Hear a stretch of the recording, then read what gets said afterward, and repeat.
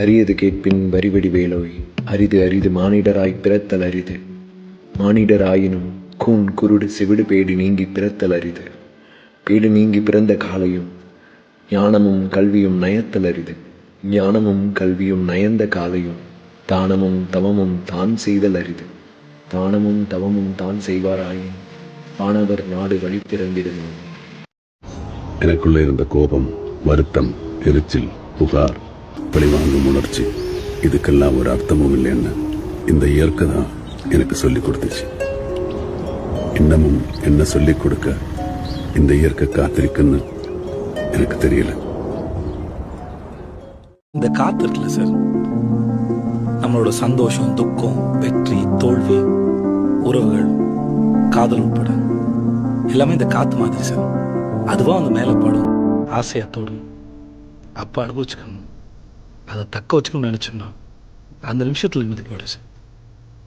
எனக்கு இது போதும் சார், எனக்கு இது போதும் சார்.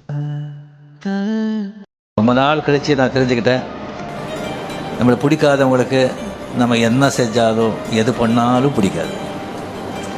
நம்ம பிடிச்சவங்களுக்கு நம்ம என்ன செஞ்சாலும் எது பண்ணாலும் பிடிக்கும்னு நினைக்கிறது முட்டாள்தனம். ஜாக்கிரதையாக இருக்கணும். போயிட்டு ஏதாவது ஒரு இடத்துல போயிட்டு அமைதியாக ஒரு லேண்ட்ஸ்கேப்பை பார்த்த வாக்கில் உட்காந்துக்கணும். உட்காந்துட்டு அமைதியாக உட்காந்து அந்த லைட் அப்படி உட்காந்திங்கன்னா இன்ட்ரெஸ்டிங்காக இருக்கும்.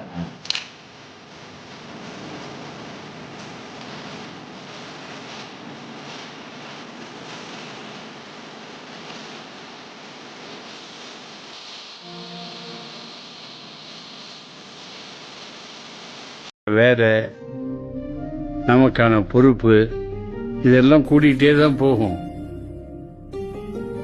ஆனால் உன்னோட சந்தோஷத்தை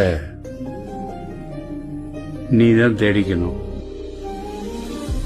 ஒரு நாள் திரும்பி பார்த்தா நம்ம வாழ்க்கையில் நாமளே இருந்திருக்க மாட்டோம்.